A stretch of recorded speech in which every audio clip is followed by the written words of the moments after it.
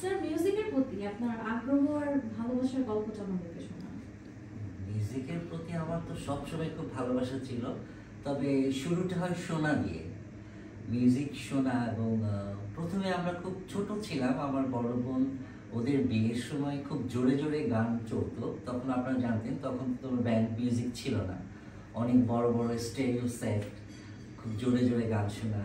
So ওখানে সব ইংরেজি গান।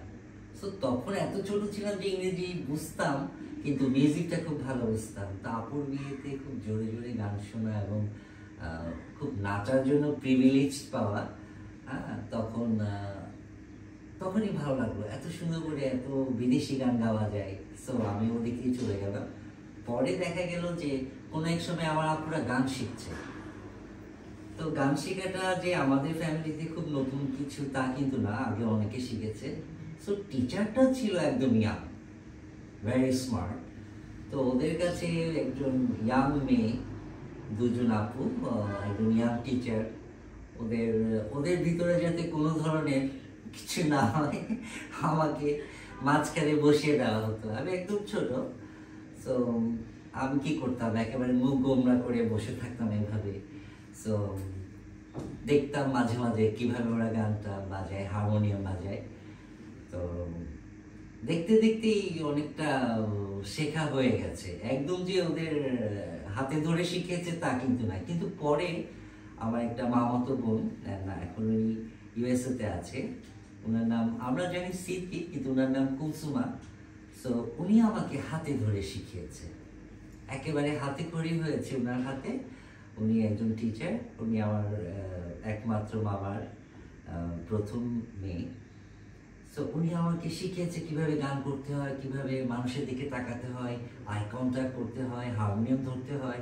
তো সব কিছু উনি আমাকে শিখিয়ে দেওয়ার পর মোটামুটি একটা ভালো একটা জায়গায় নিয়ে গেছে।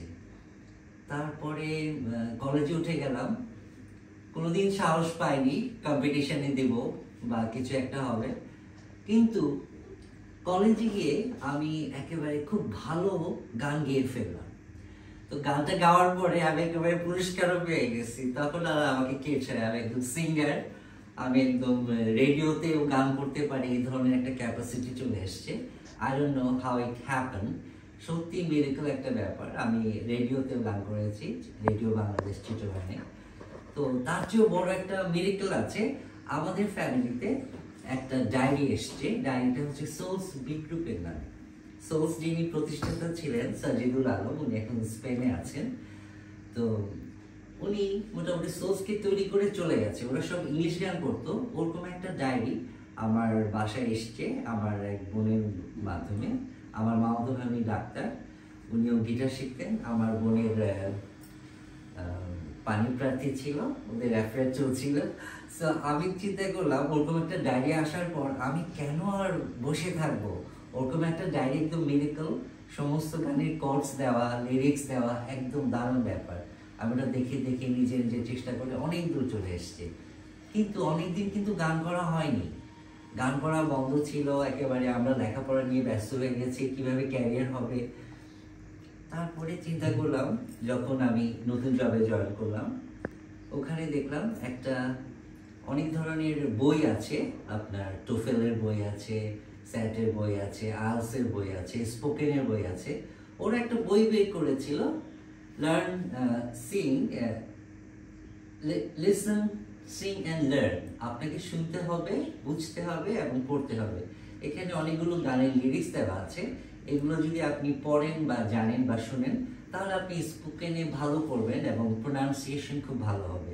সো একেবারে ছক্কা মারার মতো আমি একেবারে এই জায়গাটা দখল করে নিছি। এই জায়গাটা আমি যে কোনোভাবে কাউকে আর সুযোগ দেইনি। একেবারে আমি নিজেই পারফর্ম করতাম, নিজেই গান করতাম এবং সবাইকে বোঝাতাম যে খুব ভালো ইংরেজিতে লিরিক্স আছে, ওগুলো যদি আপনারা পড়েন বা জানেন তাহলে আপনারা ভালো ইংলিশ বলতে পারবেন। এভাবেই গানটা, তখন আমার একটা নিজস্ব পিয়ানো এসে গেল সিনথেসিসে।